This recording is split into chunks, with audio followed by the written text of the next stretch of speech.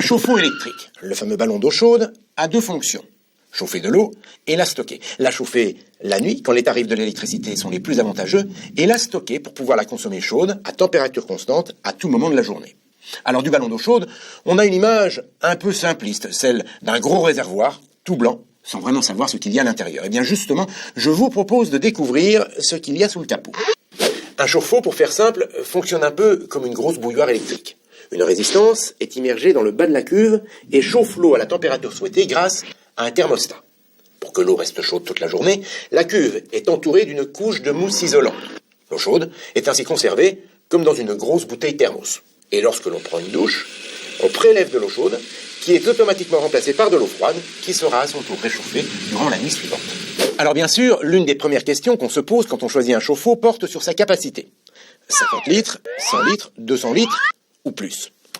Avant de sortir la calculette, il faut savoir qu'à l'intérieur du ballon, l'eau est chauffée en moyenne à 65 degrés Celsius. Or, personne ne prend une douche à 65 degrés. On se brûlerait. En fait, quand on tire de l'eau chaude, il s'agit d'un mélange de l'eau à 65 degrés et de l'eau froide pour que l'eau de la douche, par exemple, atteigne environ 40 degrés. Ce qui veut dire qu'avec un ballon de 200 litres, par exemple, 200 litres d'eau chauffée à 65 degrés, on obtient environ 400 litres d'eau à 40 degrés. C'est ce qu'on appelle le V40, le volume d'eau chaude disponible à 40 degrés. Cette notion est très importante au moment où l'on fait son choix. En effet, à capacité identique, plus un chauffe-eau possède un V40 élevé, plus il est performant. On vient de le voir, un chauffe-eau électrique fonctionne en gros comme une bouilloire. Or, tous ceux qui utilisent une bouilloire ont observé qu'à la longue, la résistance s'entartre. Eh bien, les chauffe-eau électriques sont logés à la même enseigne. Les résistances, qui sont directement plongées dans l'eau, des résistances que l'on dit blindées ou thermoplongées, risquent à la longue, elles aussi, de s'entartrer. Le problème, c'est que lorsque le dépôt de tartre est trop important, la résistance ne peut plus chauffer correctement. On risque alors de ne plus avoir d'eau chaude. Une seule solution dans ce cas, changer la résistance en vidangeant au préalable le chauffe-eau, ce qui franchement n'est pas très pratique. Pour éviter de telles situations, les ingénieurs ont développé la résistance stéatique, une résistance qui est protégée par un fourreau. De cette manière, la résistance n'est plus en contact direct avec l'eau. En plus, la surface d'échange du fourreau, qui est 2 fois plus grande que celle d'une résistance blindée, assure une meilleure répartition de la chaleur. Du coup, la température nécessaire pour chauffer l'eau n'est plus que de 85 degrés au lieu de 125. C'est mieux, car le tartre se forme plus facilement quand la température est plus élevée. Avec cette résistance, le dépôt de tartre est donc moins important, sans compter qu'en cas d'intervention, c'est plus simple. En effet, on peut retirer la résistance sans vidanger le chauffe-eau. Si on se résume, la résistance stéatite est donc incontestablement plus performante. Mais le tartre n'est pas le seul problème que rencontre un chauffe-eau. Il y a aussi la corrosion due à l'eau et plus précisément à la composition de l'eau. Cette composition varie d'une région à l'autre et parfois d'une commune à l'autre au sein d'une même région. Pour un chauffe-eau, la qualité de l'eau peut se résumer à 2 critères. D'abord, sa dureté ou son degré TH. Plus une eau contient du magnésium et du calcium, plus elle est dure, ce qui est bon pour la protection de la cuve. Ensuite, il y a son caractère corrosif, lié à la quantité de nitrate, de chlorure et de sulfate, des éléments qui favorisent la corrosion des métaux. Autrement dit, les cuves étant en acier, eh bien, les chauffe-eau sont sensibles aux attaques de l'eau. Sans protection, ils peuvent s'oxyder, autrement dit rouiller, puis percer. Pour éviter ce phénomène, on les protège en les recouvrant d'une couche d'émail. Grâce à sa composition, l'émail forme une barrière qui résiste très bien aux changements de température et de pression qui règnent à l'intérieur d'un chauffe-eau.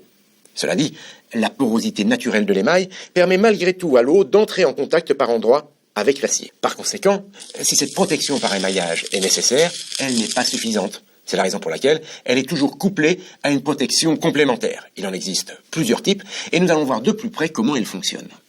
Une des solutions consiste à placer une anode en magnésium dans la cuve. En présence d'eau, un courant électrique apparaît spontanément entre le magnésium et l'acier de la cuve. Sous l'effet de ce courant, l'anode se dissout et le magnésium libéré se dépose sur les parois de la cuve qui s'en trouvent protégées.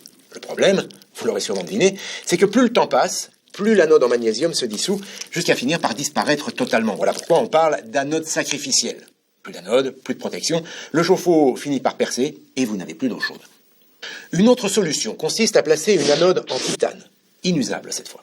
Cette anode est reliée à un générateur qui impose un courant électrique pour capter certains minéraux naturellement présents dans l'eau, le magnésium et le calcium, et les précipiter sur les parois de la cuve pour la protéger. Rassurez-vous, ce courant n'est pas très fort, quelques volts seulement, donc aucun risque d'électrocution. Cette protection offre l'énorme avantage de durer dans le temps, mais pour être efficace, elle nécessite une eau riche en magnésium et en calcium. Pour s'affranchir de la qualité de l'eau, quelle que soit la région où on se trouve, les ingénieurs ont donc mis au point un nouveau système de protection dynamique qui combine les avantages de l'anode en magnésium et de l'anode en titane. On parle d'anode hybride, un système efficace contre la corrosion, quel que soit le type d'eau. Il s'agit d'une anode en titane recouverte de magnésium. Dès la mise en service du chauffe-eau, le courant émis par l'anode projette le magnésium protecteur sur les parois de la cuve. Ensuite, cette barrière protectrice est maintenue durant toute la vie du chauffe-eau grâce au courant imposé par l'anode en titane inusable. Cette protection dynamique prolonge la durée de vie des chauffe-eau, quelle que soit la qualité de l'eau, jusqu'à 2 fois plus longtemps quand l'eau est agressive. Voilà, on a fait le tour des dernières innovations en matière